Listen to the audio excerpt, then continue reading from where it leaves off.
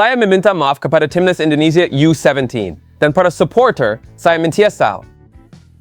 An exceptional journey, a journey which made me meet many fantastic people. Auto viral dan bikin geger Piala Dunia, pernyataan mengejutkan wasit Indonesia U17 versus Zambia semalam, Adonis Carrasco yang mengaku minta maaf ke fans timnas Indonesia karena ada tekanan mafia untuk membatalkan penalti untuk Garuda Muda. Di luar dugaan, Presiden FIFA langsung ambil keputusan cerdas ini. Benarkah? Yes, alhamdulillah, kabar gembira. PSSI akhirnya bongkar rahasia super besar soal calon pelatih timnas Indonesia. Erick Thohir bahkan sudah punya 5 kandidat utama pelatih kelas dunia. Wah, siapa ya kira-kira mereka? Nah, ini baru super top Marco Top. Lawan timnas senior di FIFA Matchday November 2025 kabarnya akan segera diumumkan.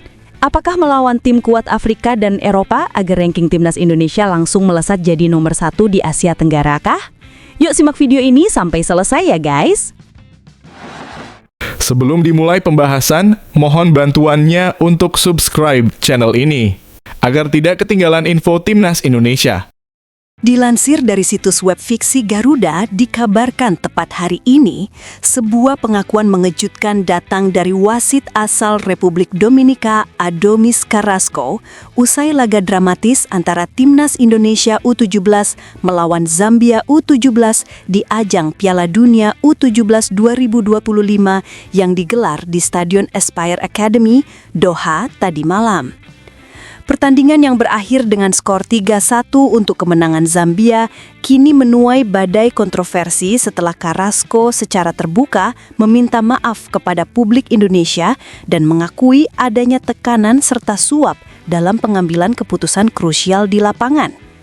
Momen yang menjadi sorotan utama terjadi pada menit ke-61 ketika penyerang muda Indonesia Evandra Florasta dijatuhkan di kotak penalti oleh bek Zambia Thompson Mwepu. Wasit Adonis Carrasco awalnya menunjuk titik putih setelah melihat kontak keras di dalam area terlarang. Namun, setelah intervensi dari ruang VAR, keputusan itu secara mengejutkan dibatalkan. Carrasco kemudian memberikan kartu kuning kepada Evandra karena dianggap melakukan diving. Keputusan itu sontak memicu protes keras dari para pemain Garuda Muda dan pelatih Nova Arianto yang merasa keadilan telah dirampas di depan mata mereka. Usai laga, Carrasco tampil di hadapan media dalam konferensi pers mendadak dan menyampaikan permintaan maaf secara terbuka. Saya ingin meminta maaf sebesar-besarnya kepada seluruh rakyat Indonesia. Saya menyadari keputusan saya malam ini adalah kesalahan fatal. Saya sudah menonton ulang rekamannya dan itu jelas-jelas pelanggaran. Evandra seharusnya mendapat penalti, ujar Carrasco dengan suara bergetar. Carrasco kemudian membeberkan hal yang lebih mengejutkan. Ia mengaku bahwa keputusan membatalkan penalti tersebut bukanlah murni keputusannya sendiri. Ia menyebut ada tekanan dari pihak wasit VAR yang memintanya untuk mengubah keputusan. Saat itu, wasit VAR memanggil saya dan menekan saya untuk membatalkan penalti. Mereka mengatakan bahwa ada pihak-pihak besar yang tidak ingin Indonesia menang. Saya kemudian sadar bahwa ini bukan sekadar tekanan teknis, tetapi ada kekuatan besar di balik layar, katanya. Dalam pengakuannya, Carrasco bahkan menyebut nama-nama samar dari jaringan mafia taruhan internasional yang diyakininya turut bermain dalam pertandingan tersebut. Saya mendengar langsung dari salah satu official VAR bahwa ada bandar besar di Eropa dan Afrika yang telah memasang taruhan besar untuk kemenangan Zambia. Saya tidak punya bukti tertulis saat itu, tetapi tekanan yang saya rasakan sangat nyata. Tambahnya, pernyataan Carrasco tak berhenti di situ. Ia secara terbuka mengaku telah disuap oleh Federasi Sepak Bola Zambia untuk memastikan kemenangan bagi tim mereka. Setelah gol Indonesia yang dicetak oleh Zahabi Gohlib di menit ke-12 disahkan, saya langsung dipanggil oleh salah satu ofisial Zambia di area teknis. Mereka marah besar dan mengatakan saya akan menghadapi konsekuensi jika Indonesia menang, ujar Carrasco. Carrasco mengaku bahwa setelah babak pertama, ia menerima pesan dari seorang pejabat yang mengaku bagian dari Federasi Zambia yang menyebut telah mentransfer uang senilai 300 miliar rupiah ke rekening milik pihak perantara. Saya awalnya menolak, tetapi kemudian saya mendapat kabar bahwa keluarga saya di Caracas diancam. Mereka bilang, anak dan istri saya bisa dibunuh jika Indonesia menang. Saya dalam posisi takut, bingung, dan akhirnya saya tunduk, katanya lirih.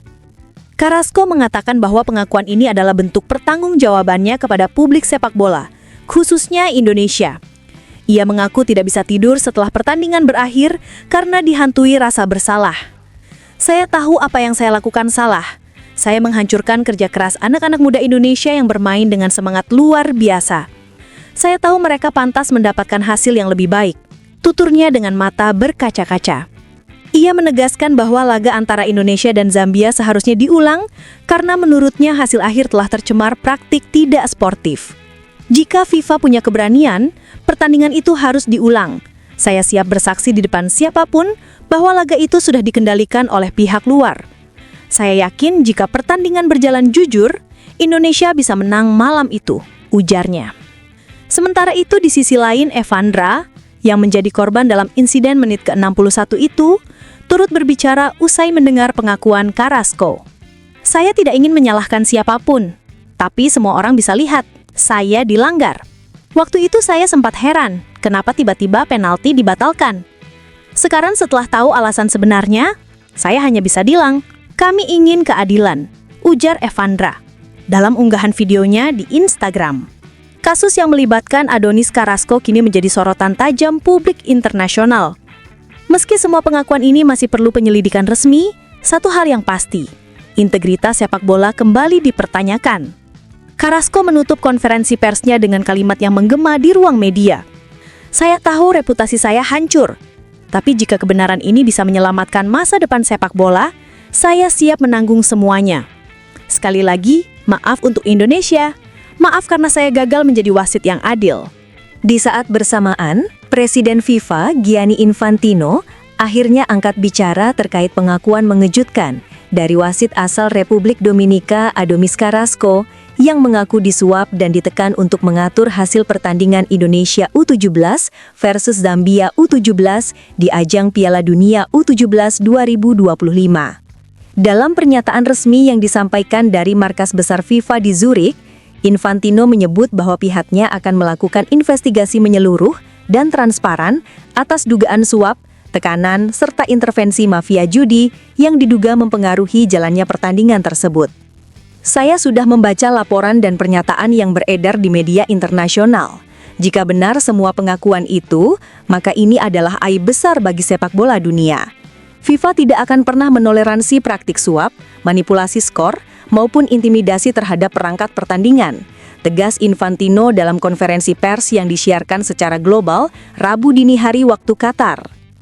Infantino menegaskan bahwa FIFA telah membentuk tim penyelidikan khusus yang terdiri dari Unit Integrity and Ethics Committee, perwakilan dari Interpol, serta bagian FIFA Security Task Force yang biasa menangani kasus pengaturan skor.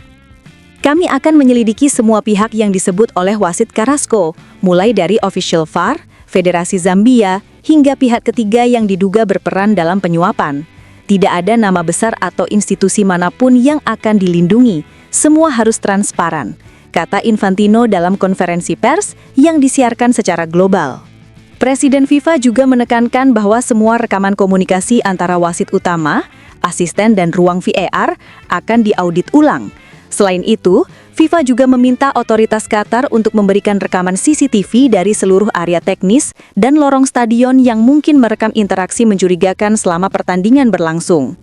Saat ditanya apakah laga Indonesia versus Zambia bisa diulang, Infantino tidak menutup kemungkinan tersebut. Ia menyebut bahwa keputusan itu bisa diambil jika terbukti ada manipulasi hasil pertandingan. Kami akan menunggu hasil investigasi lengkap. Jika ditemukan bukti kuat bahwa hasil pertandingan telah dimanipulasi, maka FIFA tidak akan ragu untuk membatalkan hasil laga dan menjadwalkan pertandingan ulang. Sepak bola harus dimenangkan oleh kejujuran, bukan uang, ujarnya tegas. Infantino juga secara khusus menyampaikan simpati kepada timnas Indonesia U17, yang menurutnya tampil luar biasa sepanjang turnamen. Ia memuji semangat dan kedisiplinan para pemain muda Indonesia meski harus menerima hasil pahit akibat keputusan kontroversial. Saya menonton pertandingan itu secara langsung. Saya bisa merasakan semangat luar biasa dari para pemain Indonesia.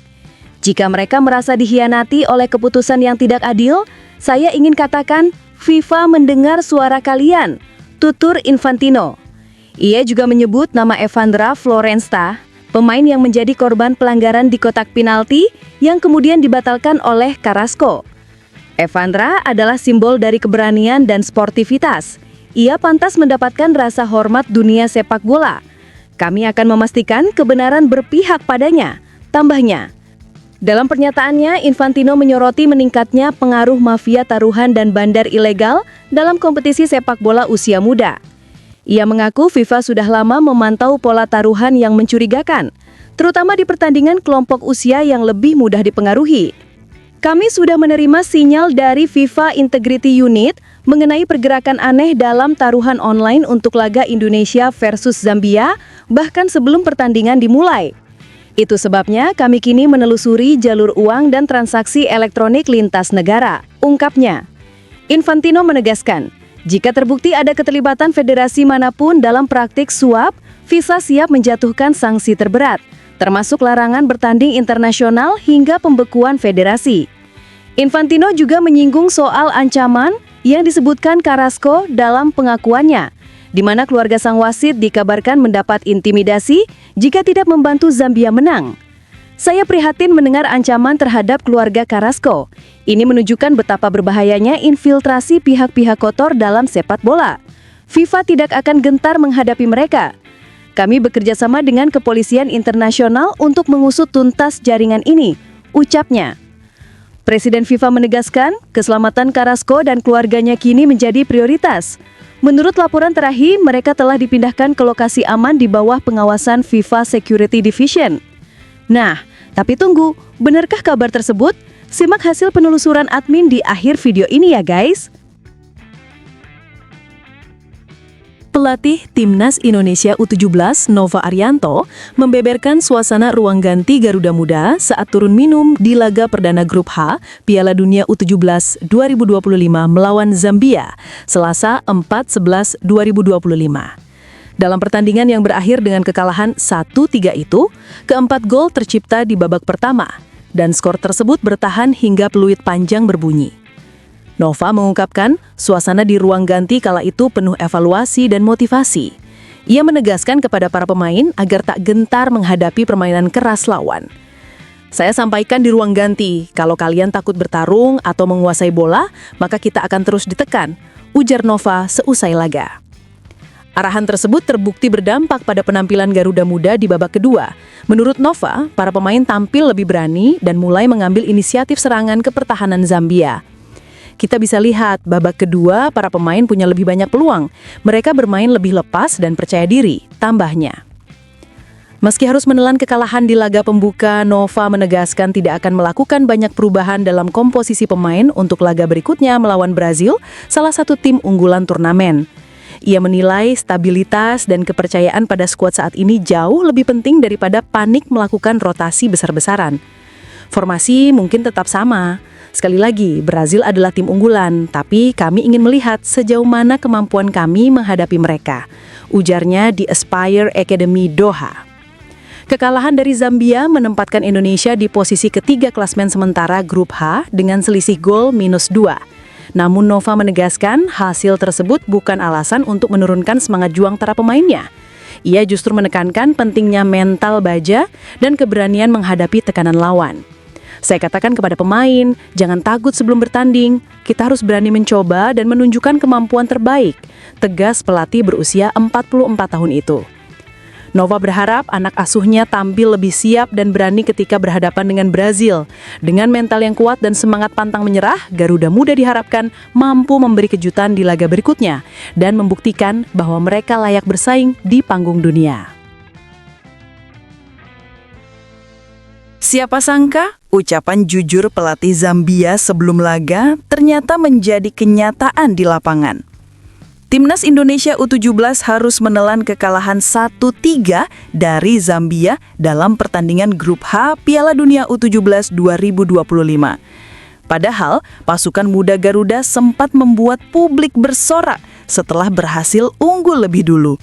Namun, keunggulan itu tak bertahan lama. Zambia bangkit, menyamakan kedudukan, lalu menambah 2 gol yang memastikan Indonesia harus rela pulang dari laga perdana tanpa poin. Yang menarik, hasil ini seolah membenarkan apa yang sempat diucapkan oleh pelatih Zambia, Denis Makinka, sebelum pertandingan.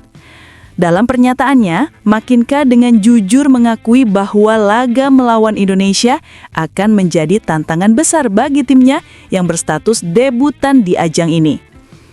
Datang ke Piala Dunia sebagai debutan dan menghadapi tim yang sudah pernah tampil sebelumnya seperti Indonesia adalah tantangan besar, ujar Makinka dikutip dari akun resmi Asosiasi Sepak Bola Zambia melalui tv1news.com. Mereka punya pengalaman. Sementara ini adalah pertama kalinya bagi kami. Lanjutnya, benar saja, pengalaman Indonesia yang sempat tampil di edisi sebelumnya terlihat jelas di awal laga. Garuda Muda tampil percaya diri, mampu mengendalikan tempo, dan bahkan mencetak gol pembuka. Namun, pengalaman saja tak cukup. Zambia yang datang dengan strategi matang, mampu memutarbalikkan keadaan. Pelatih Makinka juga sebelumnya mengungkap bahwa timnya telah mempelajari permainan Timnas Indonesia U17 lewat berbagai tayangan pertandingan sebelumnya. Kami sudah menonton mereka di babak kualifikasi. Kami punya rencana dan akan menyesuaikannya di lapangan, ucap Makinka. Rencana tersebut terbukti ampuh. Setelah tertinggal, Zambia mampu mengubah arah permainan dan memanfaatkan celah pertahanan Indonesia dengan efektif. Meski harus mengakui keunggulan Zambia, Timnas Indonesia U17 masih punya asa. 2 laga sisa melawan Brazil dan Honduras menjadi peluang penting untuk bangkit dan merebut tiket ke babak berikutnya. Para pemain diminta untuk tidak larut dalam kekecewaan. Dengan mental yang kuat dan semangat juang tinggi, Garuda Muda masih punya kesempatan untuk menulis kejutan baru di Qatar. Bek andalan Timnas Indonesia, Jay Itzes, mendapat sorotan tajam dari media Italia setelah tampil kurang meyakinkan dalam laga Sassuolo versus Genoa pada pekan ke-10 Liga Italia 2025-2026. Pertandingan yang digelar di Mape Stadium, Reggio Emilia, Selasa 4/11/2025 dini hari WIB itu berakhir dengan kekalahan Sassuolo 1-2. Sassuolo sempat memberikan perlawanan sengit lewat gol Domenico Berardi 47 menit. Namun 2 gol dari Ruslan Malinovski 18 menit dan Leo Ostigard 90+3 menit memastikan kemenangan dramatis bagi Genoa. Jay Itzes bermain penuh selama 90 menit, namun penampilannya dianggap jauh dari ekspektasi. Media Sassuolo News menilai Itzes tampil kurang fokus dan kerap melakukan kesalahan krusial, terutama di babak pertama. Di babak pertama, Sassuolo tampak kehilangan konsentrasi dan itu terlihat dari kesalahan-kesalahannya, tulis laporan tersebut.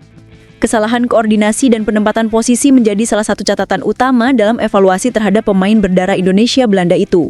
Sassuolo News menilai Itzes gagal menutup ruang dengan baik, terutama dalam momen krusial yang berujung pada gol penentu kemenangan Genoa di masa tambahan waktu. Ia tidak selalu akurat dalam menutup pertahanan dan sering kehilangan bola saat membangun serangan. Ia juga kehilangan pengawalan terhadap Ostigard yang mencetak gol, tulis media tersebut.